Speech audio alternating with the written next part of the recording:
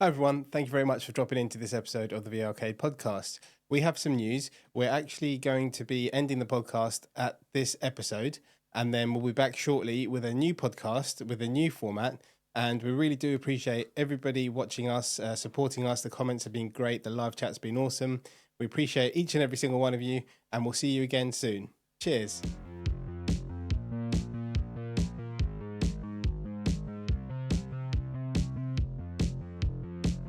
Welcome to the VRCade Podcast, a podcast by arcades for arcades. Today, our guest is James from Virtual Playground in Pensacola in Florida. Thank you for joining us, James. How are you doing today? Doing well, Serge. Thanks for having me. Doing real good. No, we really appreciate you coming on. I know there's a bit of a time difference and we had to kind of lock it in, but we're really glad to have you on. And we're going to talk all about your arcade, how you got started, and all kinds of stuff. And my co-host today is Chun. How are you, Chun? Hello, doing good. Thank you. Doing good, excellent. So let's start with this, James. We spoke for the first time actually a few weeks ago, and we talked for quite a while about VR and the arcade business and all kinds of things. What was your first ever VR experience? Oh wow. So if we want to be technical about it, so I don't know if you guys, I think Serge, you may remember this in our heyday growing up, but there was a little known device called the Virtual Boy. Yes. Made by Nintendo. Mm-hmm. It was desktop. It kind of looked like I don't know. I had visions of like what the short circuit robot. I forget his name. That's that movie Short Circuit, whatever that little guy. But it looked like that's what his little head, and it stood on the table. It was red. Yeah. I think it came with like was it Mario Tennis and Wario's Mhm. World? It only had a few titles. So technically, that was my first VR experience. But more recently, matter of fact, here in town, I walked into local Best Buy and they were demoing the Oculus Rift and Robo Recall. Never forget it. I did not want to leave the store, and yeah, I knew at that moment it's like, yeah, this is it. This is my swan song, so to speak. This is my Mhm. life's meaning right here. So yeah, I think it was 2017, I think it was. Yeah.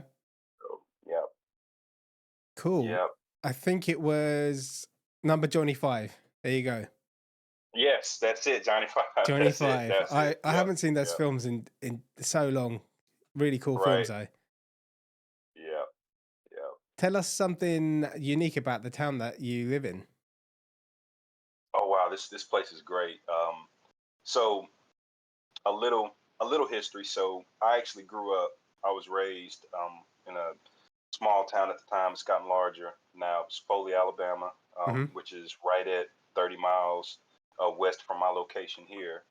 Um, so this whole area, and people tease back and forth because it's like it's college football is huge in the southeastern United States, and even this far east, people still call it, oh, you guys are just southeast Alabama, and it's northwest Florida, but the culture doesn't really change much. Um, but one unique thing about Pensacola, and I've heard it, I've tried to do some Google searches, I get confused, but the rumor is historically that Pensacola is the first settlement in the United States. Okay. Ah, okay. So yes, yeah, and I don't know as far as what that means is, like the legal stuff and all of that, what that means geographically. But yeah, if you go around town, you'll see like some monuments, America's first settlement, things like that. So that's one unique thing, and I don't know if it's actually a settled city, a settled town, but settlement. So yeah, that's a unique thing. But the culture here is awesome. We got a real artsy vibe in this area. Um, the military presence. There is, I know, two popular military installations here in town: Mhm. Naval Air Station, Corey Field. Um, so yeah, it's just it's a good blend of down home Southern living, and you got enough metropolitan to get yourself in trouble. Find some things to do. Hmm. So it's a really, really, really cozy place. Nice. And what was it that made you want to open a VR arcade? Like, where did the idea come from? Was it from when you put that headset on the first time, or was it just something that was kind of grew inside you?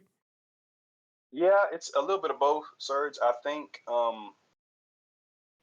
growing up, I always, well, first of all, as far as like games go, I'm a gamer at heart. Competitive, that was my thing. I was just super competitive, Hmm. and I just knew I just reached the point. Um, it was the multiplayer experience about games that really kind of, just did something to me.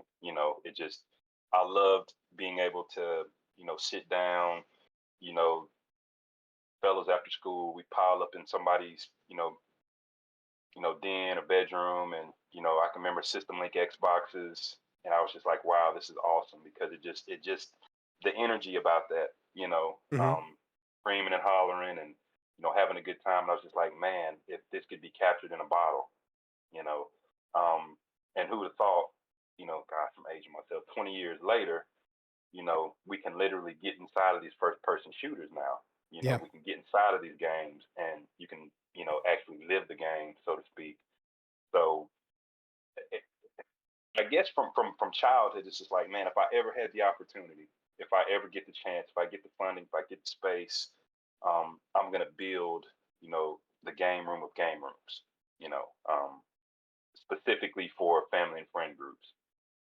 And I didn't know what it would look like back then, but man, when virtual reality really hit mainstream, I was like, yo, this is the calling. This is the time to give this a shot. So, um, but yeah, I want to say it's a boyhood dream, Hmm. childhood dream lived out finally. Um, so it's just one of those far-reaching goals that I said one day, with air in my lungs, I'll give it a shot. Yeah. Yeah, that's really cool. Were you, what were you doing before then? Were you like, because you mentioned you were like a substitute teacher when I spoke to you. So is that what you were doing full time or? Yeah. That's such an interesting. It doesn't sound interesting, but when you put it on paper, it's like, wow, I've done so, these different career paths, Hmm. career choices. So, um, full transparency, if I were to describe myself, um, I am a jock first with a knack for tech. Yeah. No, never had any real formal technical training, you know, um, before getting into tech, information technology. I've had primarily a business background. Um, But I started out in hospitality, working hotels. After college, after university, and then figured out, life hits you pretty quick. Early 20s, you got to pay bills, got to feed yourself, got to get out of mom and dad's house. So I started down the path of data analytics, some private sector work, contract jobs, um, and been in corporate and IT for about 13 years. And then again, again with that idea in the back of my mind that I did want to one day still open this, arcade, this game room. Hmm. Um, and so after working for so long, saving up, keeping the vision out in front, I just took the leap, kind of blindly. And yeah, I think COVID was like my signal flare. It's like it's either now or never, because things are about to change in the world. So pretty much from that point, 2020 is like, okay, I really did start putting the plan in play. And so substitute teaching now is supplementing everything Hmm. that is kind of behind the scenes for the arcade and other endeavors that I hope to pursue one day. Oh, cool. So that's a cool little path that you've led. Yeah, What about your, strange. sorry? It's strange, you have to kind of plant and redirect, and you learn a new field, and IT and business and education. It's like sometimes I get confused. Okay, I'm at the right place. Am I at the right job this morning? Yes. Okay. Yeah, but when you're doing all of that, you kind of picked up skills that were inevitably going to help you with where you are now, like the business side and the IT side and education. So it's like you've landed in the right place. Yes, yes, absolutely, absolutely, spot on. It just you kind of just roll with it, pick up Yeah, things as you go. yeah.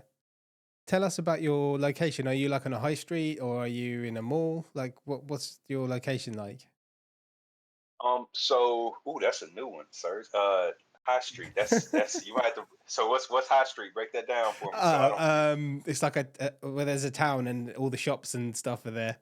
Oh, gotcha, Yeah, gotcha. yeah. Okay, so we're technically we're in an unincorporated part of the county, little community called Warrington that is on the southwest side of Pensacola, and we're about a mile and a half from again Naval Air Station, Mm-hmm. and we're in a strip, a small strip, 5 unit strip, dead Yeah. smack in the middle. Um, so there's a lot of kind of drive up traffic um, from the community, of course the Navy base. So yeah, we're kind of it's high traffic, with that. So yeah, being open, I think we just about to eclipse 60 days being open in this new location because we were actually in Foley, Alabama first, Okay. my hometown, and that was kind of the if I when I'm explaining this, I always say that Foley was the staging ground. It's kind of where I could comfortably set my teeth in this this niche that we're in, VR arcades, where I could kind of try some stuff out, kind of get a feel for the business and a solid model, and then try it in I guess a high population area. Mm-hmm. So that's kind of where we ended up, here. And your previous location, how long were you there for? Oh, we were actually open there for 16 months, Mm-hmm. and we shopped around lots of places in the area. Um, and it's crazy again that the story is, and I don't want to confuse anybody with this, but it can sound confusing. But I actually lived and worked here in Pensacola first, and that's where again I experienced VR for the first time. My apartment was crazy. I should have. I wish I had the phone that had the photos of my apartment when I got into VR tech. Yeah. Because at one point I think I believe I had every headset, every every mainstream headset except for the Oculus Go in my house at some point. We're set up in a den, kitchen, front bedroom. So I'd have friends come over and we'd give it a shot. We'd game out there. But anyway, before I get down that rabbit hole, yeah, so I started here in Pensacola and couldn't find a space or opportunity that was affordable that I, Mm-hmm. was confident about getting in. So I ended up, luckily, again, I had some great opportunities in Foley. Worked with a local broker, real estate broker there, and was able to get into a decent location in downtown Foley. Um, and we opened up shop there. Again, it was that kind of staging ground to, you know, test things out, advertising, marketing, the tech, see, what an actual VR arcade floor plan would look like. Um, so yeah, we started there, opened up 16 months, closed down October of 2023. Hustled, um, hit the snags, and nothing's ever easy in a transition like that. Um, Business requirements change. Just coming 30 miles east here in Pensacola, so there were some waiting games we had to play. But eventually, yep, we got it open February 26th, and yeah, we're rocking and rolling now. Nice. Anything that changed from the old location to the new one? Yes, Hardware-wise, setup-wise, whatever it is. yes. So this space here, as far as the play space itself, like just the VR play space, grew um, exponentially. So that was awesome. Because when it comes down to it, and you're when you're talking to business owners, and most of the time it's restaurant and retail if you're locally, and you're talking to people like, well, what do you need? What are you looking for? And I'm like, guys, I just need a big square. You know, yeah, we know that, but it's like, no, literally, I just need a square with, you know, I don't need any kind of partitions. I just need space.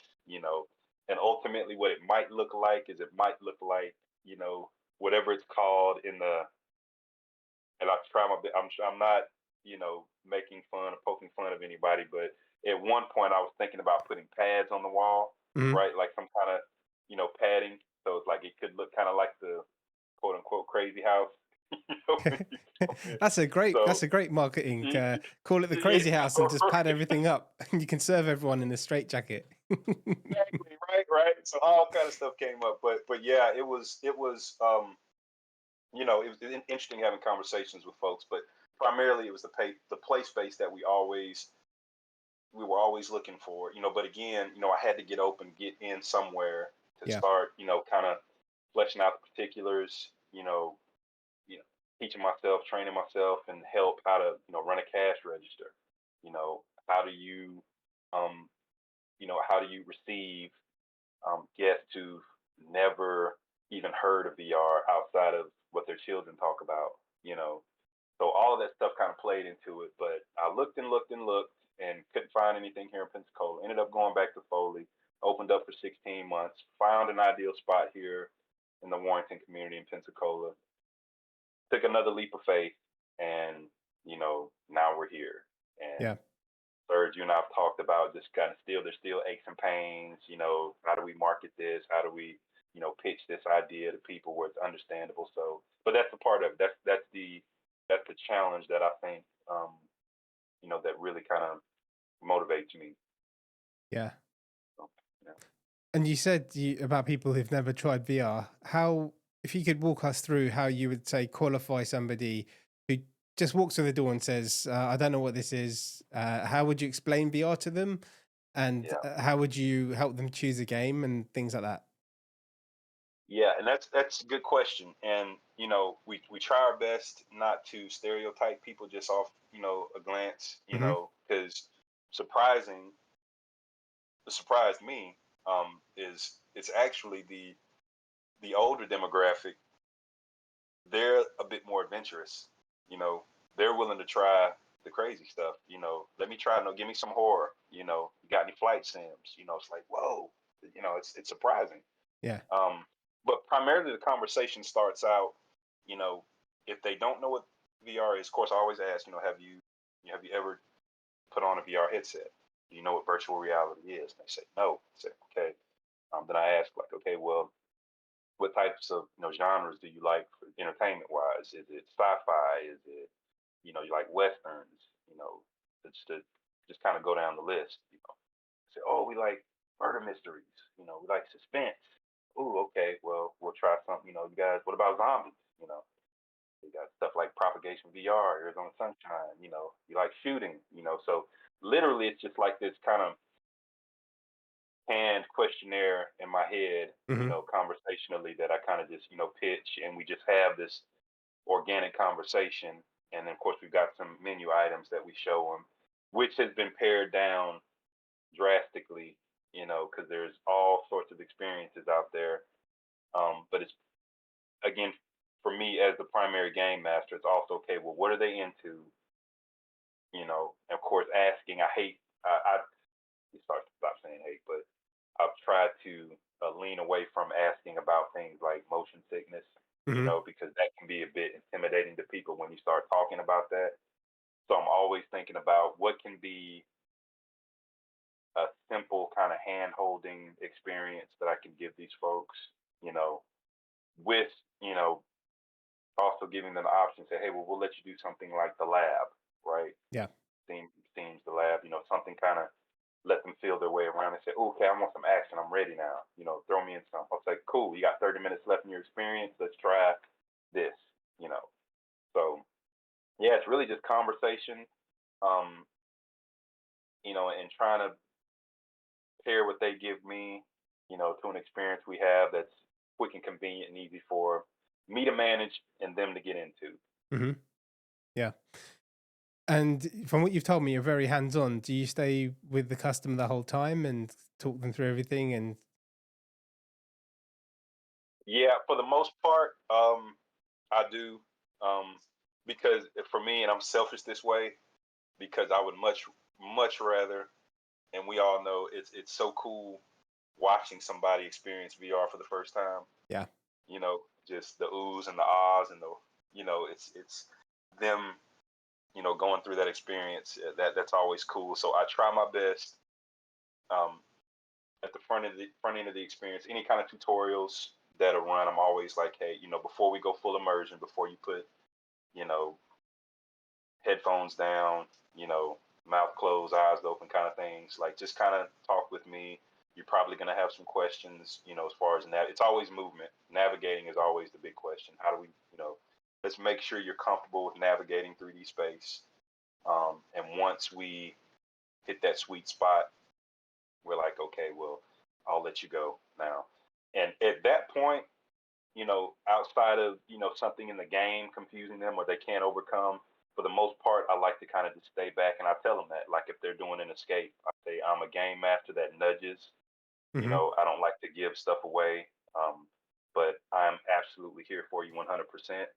So if you, at any point, you get uncomfortable, if you're getting too hot, if you're just over it, I'm here. I'm never more than about 6 feet away from you. So, and I yeah. always reassure my customers of that. hmm I remember my first experience with the PSVR 1 and PlayStation Worlds.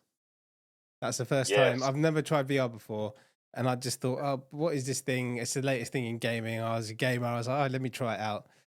And yeah, it was amazing. If I put the headset on now, I'll be like, what is this? But like back then, it was the shark experience. Do you remember the shark experience when you dive down and No, uh, no, yeah, so no. you go down in a diving cage and there's like it's really nice, and then there's fish and stuff, and then sharks come and attack and start trying to smash through.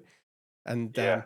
a lot of people that I know, their first VR experience was that, and I told them it's just like a nature thing, and you get to see the fish and stuff like that. So yeah, I wish I had a video camera. That's all I can say.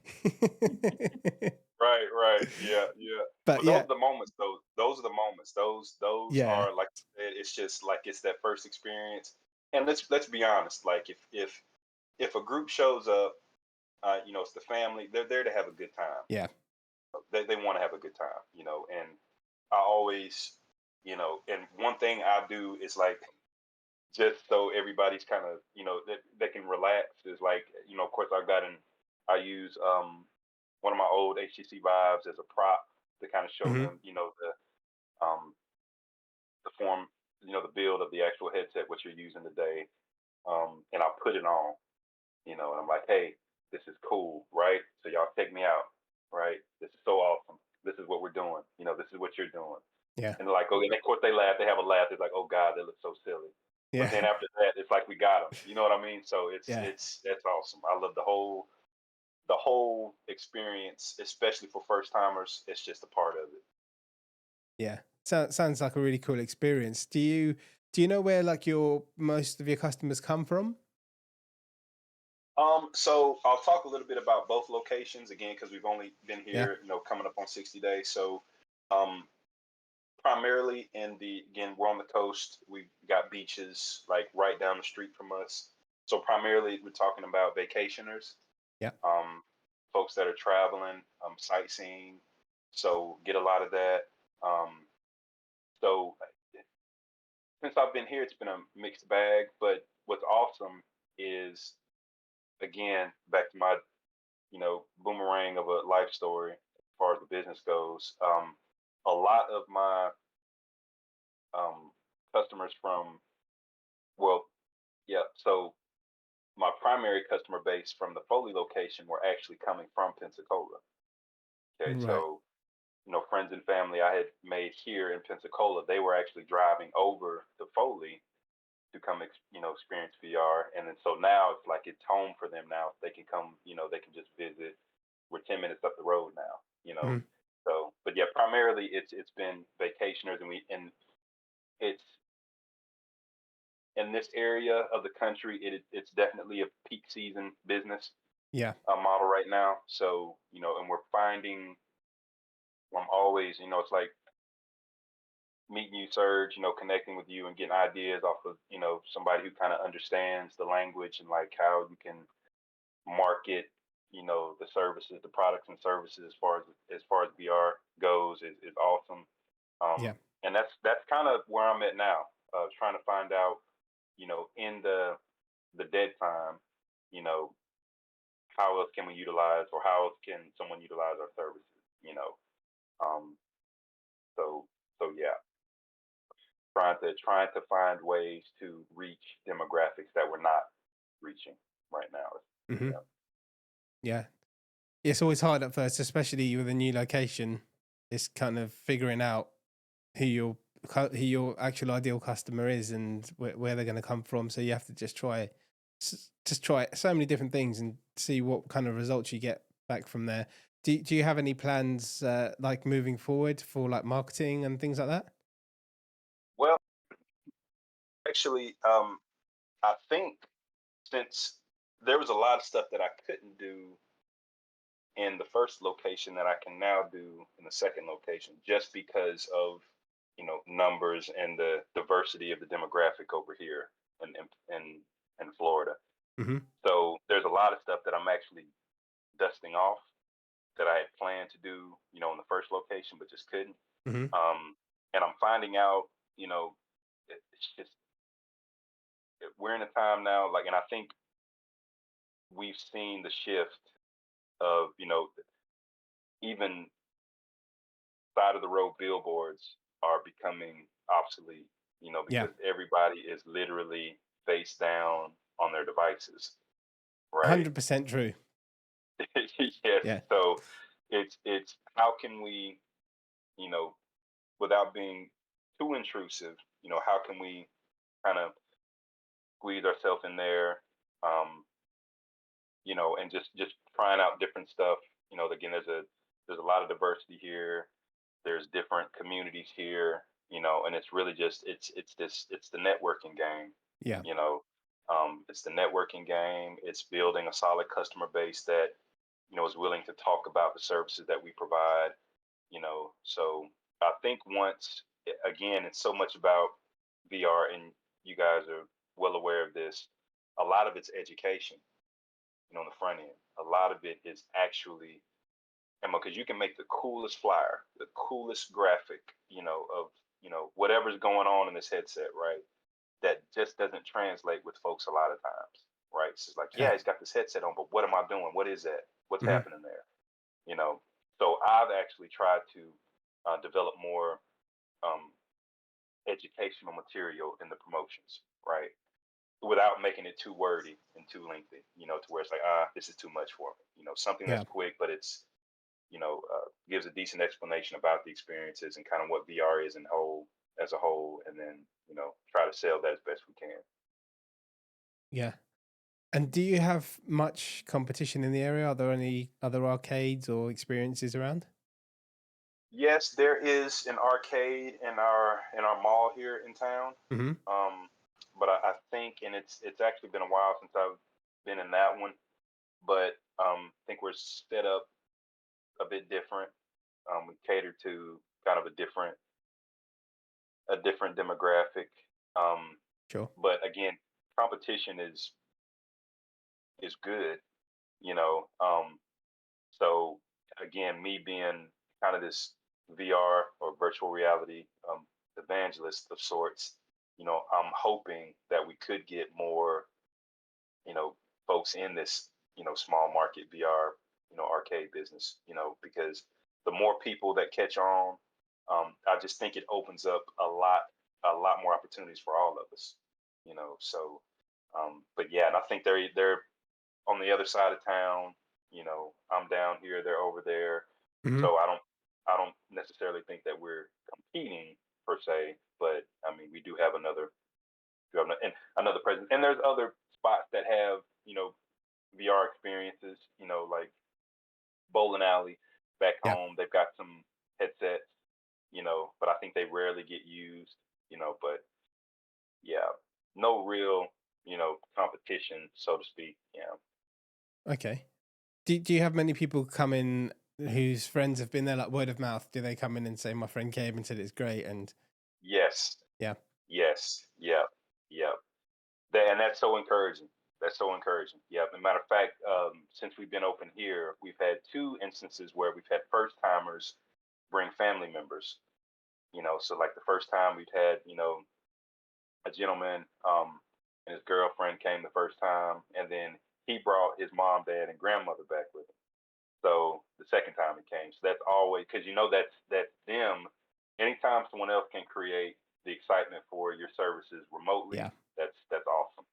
You know, um, and it's encouraging. And I try to do what I can for those folks. Like, you hear about patron programs and loyalty programs, and they're all cool. But I think from the early on, let's say, okay, well, what are these folks like? yes. What's gonna get them? What's gonna keep them coming back? You know. Um, so yeah, we've been getting that. We got quite a bit of that in the Foley space because it was cool over there. Small town, the VR arcade. It was Hmm. just interesting. You know. So yeah. Yeah, I think one of the best, most important questions you can ask anyone that walks through the door is, how did you hear about us? That every single Yes. person, and because and then you make a mental note and just track it, just track every single person that comes through, get that data, and then slowly there'll be a pattern to see what actually works. I think that's the best way to track it. Yes, you're right, 100%. Yep, and really, it's an honest question. I'm like, man, because we just opened. We're not. Yeah. I know we're not mainstream yet. It's like, how did you guys hear about us? Like, was it a Facebook post? Word of mouth? And I'm generally interested. Yeah. Like, tell me how you found out about this. Yeah. But oddly enough, people have driven by and seen our sandwich board. And they see VR Arcade, and they're like, it's like, man, we drove by two or three times, and they're having these. And what's crazy is they're having these conversations. Like one guy came in and said, we couldn't figure out what a virtual playground was, so we had to come see what this was. Yeah. And I think the name itself creates enough intrigue. It's like, yo, I got to check out. I got to see this. I got to check this out. And that's always encouraging. It's like, okay, well, good, because I think sometimes, and I love being a nerd so much, but I think we can get esoteric with our passion. Hmm. We're so community driven, and a lot of the times, people might want to break in and might want to enjoy the experience alongside us, but they just don't understand. Yes. So even naming the business, because you got like Outer Limits, or you got the Megaverse, or you got some cool kind of sci-fi VR theme. It's like Hmm. most people are like, I don't really, I don't know. Maybe it's a bit intimidating. So anytime someone hears playground, it it should evoke the thought of playful, inviting, Hmm. not too serious, you know. So yeah, that's interesting to hear that. It's like, man, we just had to come see what a virtual playground was. So like, yeah, what is this? Without too much, what is it? Yeah. I was wondering, how big is your team at Virtual Playground? Do you have some game masters? Do you have someone who is, responsible for the technical stuff, or is it just James? Are you basically running everything? Yes, for the most part, Chan is primarily me. I have one lady that I used to go to church with, and she would help with large parties, and she will here too. Once we get the birthday party thing kind of pushing here, but for the most part, it is all me. Every scrap of media, from technical to cleaning up the bathrooms, it's everything. But I think too, what I don't, I have to kind of be careful with this, because I hear this from other business owners. Like, man, one day you're gonna have to get from behind the register. You're gonna have to kind of let go, relinquish some control. Um, but I think too, and well, I've experienced this just from some interviews I've had. I get nervous because I'm thinking about, okay, anything can happen during a VR experience. Hmm. And I've had some crazy things happen during a VR experience here. Like, you know, and Do I'm just like, wow, I know everything about this place inside out. And even that surprised me. Mhm. It's just like, man, thinking about training someone, the thought of training someone how to handle those situations, the technical aspect, being personable enough to kind of talk somebody through an issue they're having, you know, that becomes daunting just in itself before we get it on paper, you know. And it's just like, man, but every every session I go through, every session I run, I get a little bit more confident about, learning the customers, how to treat them, and how to, actually serve um, or host a VR session. And I myself am becoming more confident in speaking to someone else about, VR tech and how to actually run a game session because, we can chat hardware, software all day, but putting that into a business plan, um, you know, actionable business processes, that becomes a bit tricky, and I Yeah. love to get feedback from the community, just hearing how people handle their one-off situations, when people flip out and come out of their headset or people get on their hands and knees and just duck because they're scared. They don't want to move, but everybody else wants to proceed and go forward. So yeah, but for the most part, everything is me. And do you deal with all of the social media marketing? That's everything you do on your own. Yeah. Everything. Yeah. What have you found that actually has worked? Um, I think finding the right platform is still kind of where I'm at right now. Hmm. Finding out from the giants, we know Facebook, TikTok, Instagram, Yeah. Twitter, or X, formerly known as Twitter. So I think right now it's just like I am a Facebooker, I guess, because I was in school and I'm dating myself again when Facebook first, came out back in the day. You had to have a college email address. So I've always been comfortable with Facebook, but I think some of the other platforms have more of a reach for the demographics that I'm looking to interact with and Hmm. engage with. Yeah. So, but it's finding the type of content. I think that the biggest challenge, Serge, to that question, and after that is finding what type of content is relevant, because we hear talked about the algorithms change, you know, or people want to see this type of content. It's just like, man, it's not enough hours in the day to keep up with the trends and content, you Hmm. know. But design wise, I think is something I enjoy. Like, there's tools out there for everything. And in VR, you can just come up with some crazy concept like, what would this look like if I can get some kind of, AI render of this, or maybe Canva has something that I can, throw out there that's cool. Hmm.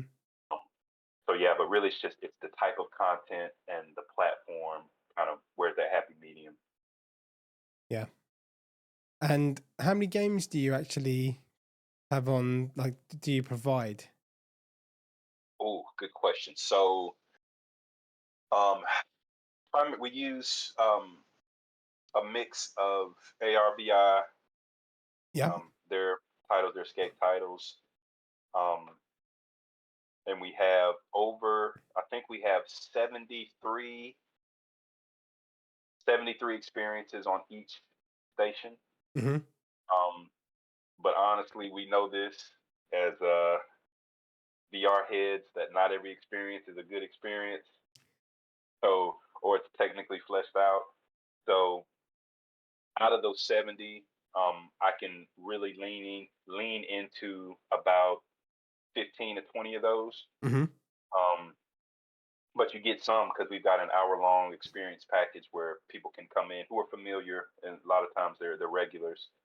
Yeah. And they'll just ask, can I get, I'll do an hour experience, and I just let them loose in Steam, and they can navigate and just try all the different experiences they want.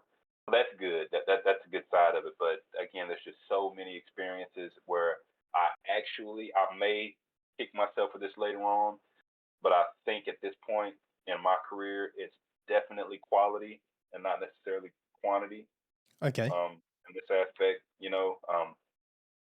and I don't, and the thing, and I've kind of gotten some flack from this from the kids, especially the teenagers that come in, because they just give us content, give us more, give us more. We want this, this, and this. I'm like, well, yeah, I can get you more, but first, are you going to be here to really experience it like that? Is it worth getting? But I never promote, like, they never, not in recent memory, promote the number of titles, because to most folks right now, that doesn't mean a whole lot. It's like a movie theater saying we've got 50 movies in house. Okay, it's like, okay, I can only watch one today. So Yeah, you know, yeah. so that's kind of the approach I took to that. So I myself, and that's another part of it, I absolutely love just sitting, going to Steam, checking into Steam, see what kind of sale we got, and seeing what's new and hot, what's trending, and trying one, downloading it, testing it out, like, ooh, this is cool, or it's not, just that whole process of trying to put myself in the customer seat, a first timer, and saying how would they enjoy it. It's not the fact that it's not a good game or it's not a good experience. I'm always thinking about, this is a person who's trying VR for the first time. How will this go? Yeah. You know, so that's, yeah. Before we wrap up, we always ask a question, which is, what are your plans for the future? Oh, ooh, good question. Um, so as I get philosophical now, so, but I hope, well, the vision for the future, not only for just the virtual playground, but for VR in general, is one day, um, we'll have access to all the space that we need, wherever that be. Hmm. If it's a city park, if it's a huge warehouse facility, um, but to be able to provide a seamless, and I say seamless, being from reality to virtual reality, right? Um, that's accessible to as many people as possible, all at once, right? So I've got this vision in my head from, I can remember, you know, Serge, like Power Rangers, right? Just imagining being a Power Ranger, right? Well, jumping out in your front yard and, you know, kicking at air, punching at air, swinging your sword at air. Well, that's what VR ultimately is, right? Yeah. But we're confined now because of space. Space is always, it's space. Space is primarily, I think, is what everybody runs into, because when we say room scale, what is room scale? What is free roam? Can we actually free roam? Well, Jay, can we really go anywhere we want to? It's like, no, you got about, you got about 20 square foot realistically, Yeah. you know. So one day I just hope that, the virtual playground, not only in business but in name, can be kind of at the forefront of ushering in, whenever the technology comes, whenever the technology hits us, that this will be a space, um, that folks know they can come get a premium VR experience with large groups, and just say that that was the best experience that I've ever had, and entertainment wise, and hopefully, of course, growth for any business owner. It's always going to be growth, um, but hopefully we can break into some larger markets. Um, you know, I say southeast, but the country would be kind of the big goal, the overarching goal, is we Hmm. can have several virtual playgrounds around the country one day. Yeah. You know. Well, good luck with everything. I'm sure you do great. Awesome. And thank you so much for coming on. It's been really interesting talking to you and your journey and, how you got started. It's been great. Awesome. Yes. Thank you guys for having me. I always enjoy, just kind of having the talks, you know. Um, so yeah, I appreciate everything. Um, Again, if you guys, um, come across, some new and exciting, uh, gotchas in VR, Yeah. please, let us know. You know, any feedback helps. And again, I wish you all the best as well. Thank you very much. Don't forget the Atlantis beta testing is coming soon. So hopefully we can get you on that, see what you think. Yes. Oh, yes, man. I was so excited about that. And like, I'll say this, I know you guys got to wrap up, but I've got some buddies who, they help me test like multiplayer, right? And it's just like, I got the screen cap, and I'm like, when I got it, I'm thrilled. It's like, okay, they're going to love it. And of course, I got to sauce it up a little bit. I was like, yo, it's here. And I just got a bunch of love icons back. Like, yes, Nice. we will be there. Just let us know. So they're excited. We're looking forward to it. And we're just so excited about anything new coming to, especially in Escape, coming to the market, coming to the arcades. It's always exciting. So. Yeah, it's very, very exciting. We had so many applications for this. Like, we had loads. There's so many people interested. Everyone's really hyped about the game. So we're working hard behind the scenes, trying to get everything up to scratch for the beta testing. Oh man, I bet. And good luck to you guys on that. I can only imagine. Man. But they're really excited. Just know that the community is excited about it and willing to help in any way that we can. Thank you, James. We really appreciate your support. And thank you also, Chun, for being my gracious co-host once again. Yeah, thank you so much, Serge. And also thank you, James, for being here, and huge respect for, handling everything with Virtual Playground by yourself. And I can only imagine how hard it can be. So huge respect to that, and the bestest of luck to you. Sir, appreciate it. Right. Thank you, everyone, for watching. We will see you again soon. I'll post all of James's Instagrams and all of his links down below in the description. So go check him out. If you're ever in Pepsi Cola in Florida, then feel free to drop by. You just had to do it, Serge. I had to. You'll be throwing darts and arrows at me, man. Who are you talking to out there talking about Pepsi Cola? All right, thank you everyone for watching. We'll see you in the next episode. Cheers, guys. See ya.